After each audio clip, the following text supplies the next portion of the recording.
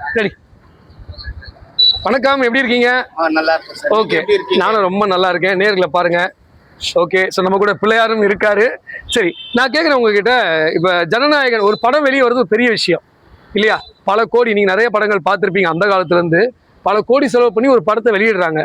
ஆனால் அந்த படம் டக்குன்னு இன்டர்நெட்டில் லீக் ஆனால் ஒரு மனுஷனுக்கு எப்படி இருக்கும் சார்? இன்னைக்கு இருக்கிற நீங்க கேட்கிற கேள்வி வந்து பொதுவான கேள்வி. நீங்க ஒரு விஷயத்த கேட்கறீங்க. இந்த விஜய் மேட்டர் தான் கேட்கறேன். அந்த விஜய் மேட்டர் தான் கேட்கறேன்.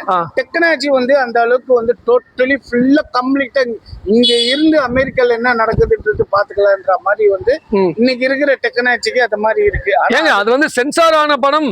ஒரு படம் தியேட்டர்ல போகுது, அதை திருடி போடுறாங்க. ஓகே, சரி, படமே வெளியே வரலையேங்க.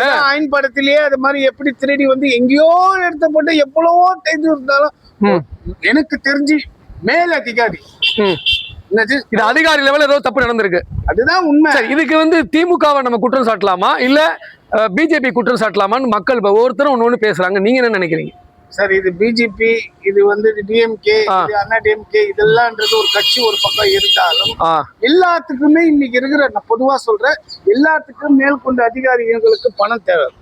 இது வெளியே வந்தா எனக்கு 10 கோடி ரூபாய் கிடைக்கணும்னு நான் கூட செஞ்சுட்டு வந்தேன் வெளியே. சோ இது வந்து அதிகாரிகள் லெவல்ல நடந்திருக்கு. அதிகாரி லெவல்ல அவனுக்கு மேல ஒரு பதவியில ஒருத்தன் உட்காந்து இருப்பான். இது கட்சி தூண்டுதல் கிடையாதா? கட்சி தூண்டுதல் ஒரு பக்கம் இருந்தாலும் வந்து அதிக சார், ஒரு விஷயம் கேட்குற, ஒரு இடத்துல ஒரு இடத்துல திருட்டு நடக்குது.